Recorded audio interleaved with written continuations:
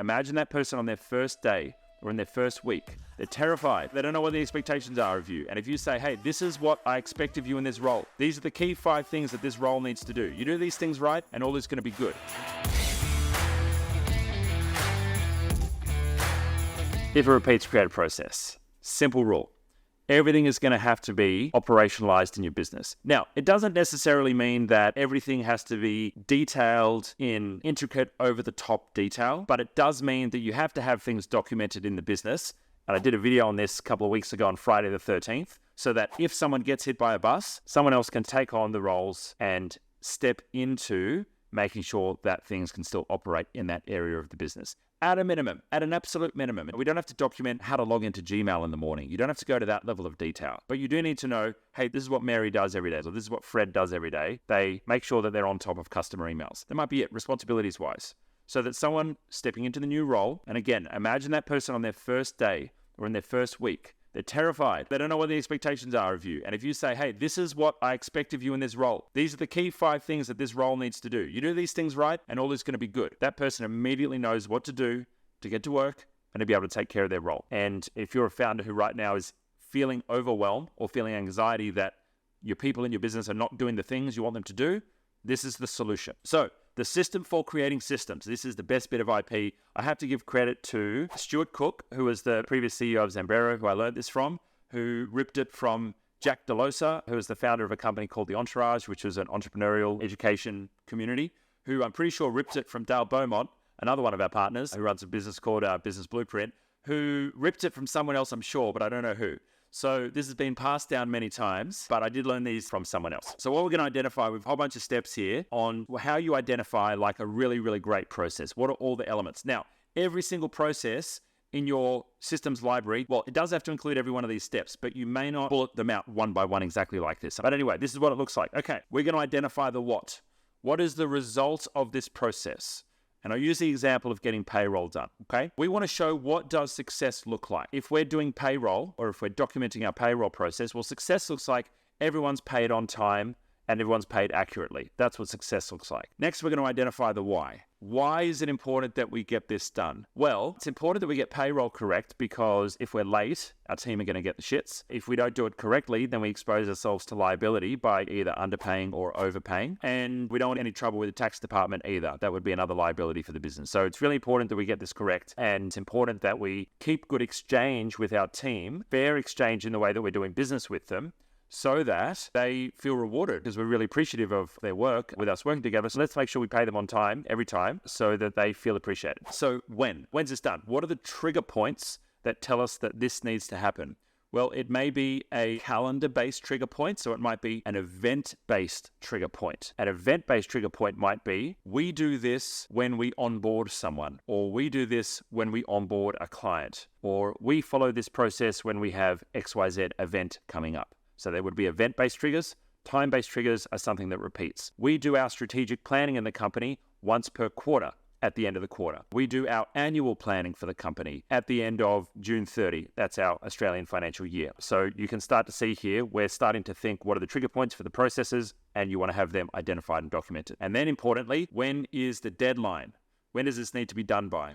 Well, payroll needs to be started at 10 a.m. on a Friday, so it can be submitted to the director by, midday or 2 p.m. on Friday, so it can be then approved, so the pay run can be released from the bank before 4 p.m., so it goes through in today's pay run and everyone gets the money by the weekend. The reason why I put the why in there is if you were to give someone a recipe and say, okay, go and bake this cake, right? And you didn't identify the what, didn't identify the result. Imagine giving someone a recipe to bake a cake, but you don't give them a picture of what the cake looks like when it's finished. They're going to be kind of guessing, right? They're going to be guessing what it looks like. Imagine if you told them, hey, make sure you take the cake out and rest it for X number of minutes, and you've got to rest it on baking paper, right? Or I don't know, I don't really bake, so I'm not sure if I'm getting this right or not, but you get the idea. And imagine they skip that step because you haven't told them why resting the cake is important. If they're going through the recipe, they go step 1, step 2, step 3, add the flour, add the water, water, add the, sugar, blah, blah, blah. And they get to the point where they get stuck. If they don't know where they're aiming, or someone doesn't know why they're doing a particular step, they're probably just going to bring the problem back to you. They're going to say, hey, I got to step 3 and I didn't know where else to go.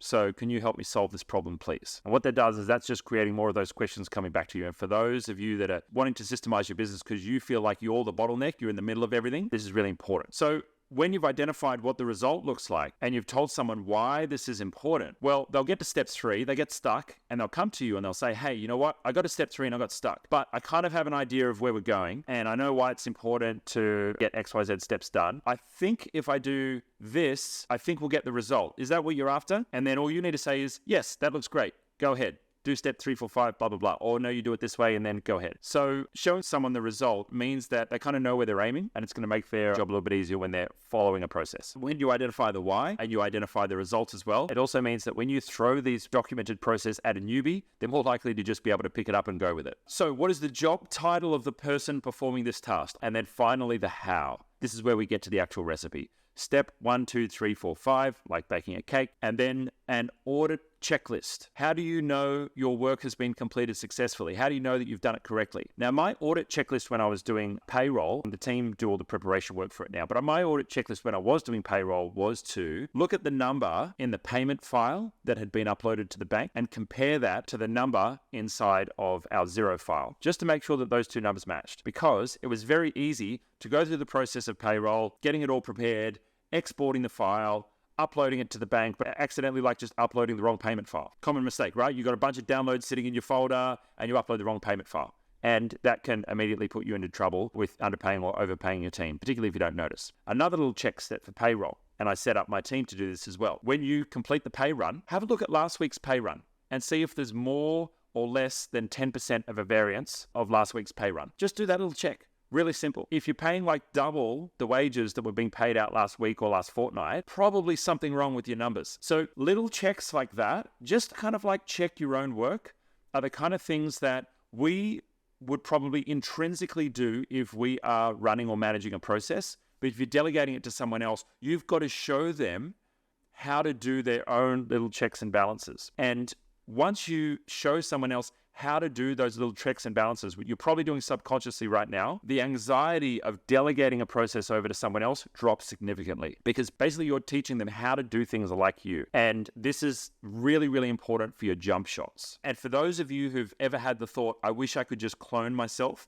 I wish there were more of me to go around, this is the solution to that. All those little things that you do, you're just basically writing them down. And it might be just a couple of points. Hey, this is what I do. And then finally, we show the task being completed, screenshots, video. Now, if you want, you can document these like this. So this is inside our library of standard operating procedures. We call ours the Genius Net. Got a process here of delegating one of our internal systems here. You can see here someone's created a system, opening your LastPass vault, how to check things. They've got screenshots, they've got arrows, they've done a really good job with this. Cool, go back to your mobile phone, blah, blah, blah, blah, blah. That's how to set it up. Now, there's not much how or why or what the result looks like, but showing screenshots effectively shows what the result should look like when it's done. You can see here that it's now sitting successfully and they've highlighted there nicely. That's a pretty detailed one. Got another one here, implementation playbook. So this is the Google Sites implementation playbook. So again, identifying all the different stages. Here is a sample. Look at that. Nice. So they've even given a sample. So that would be an example of here's what success looks like. Boom, boom, boom, boom, boom. They've got everything kind of documented. Final handover, set expectations of any changes. You can see here that basically they're really going into detail of what needs to happen with the customer. Then finally, send a wrap-up email of the discussion. Best to get the client confirmation on this via email. Look at that. Oh, love that little final check. Get the client's confirmation on this via email. So we don't just get a yes, we actually get client confirmation on email. So team have done a really good job with that one. If you like this content, please hit subscribe and hit the bell notification so you can be notified when we go live or drop new content on the channel. Now, if you'd like to connect with us, hit us up on social media or join our free community group. All the links to that are right below this video. If you'd like to learn more about Google Workspace and the technology ecosystem, you can join our free Genius Academy by transferring your billing across to itGenius. Or you can join a Workspace Basics Bootcamp. Now, if you're a business owner and you're interested in an audit on your technology stack, or your Workspace account, or you're looking to do a project in the tech world, well, you can take advantage of our free consultation. And if you need help right now, then consider joining Concierge or taking up a quick fix with our team for professional support for your tech stack.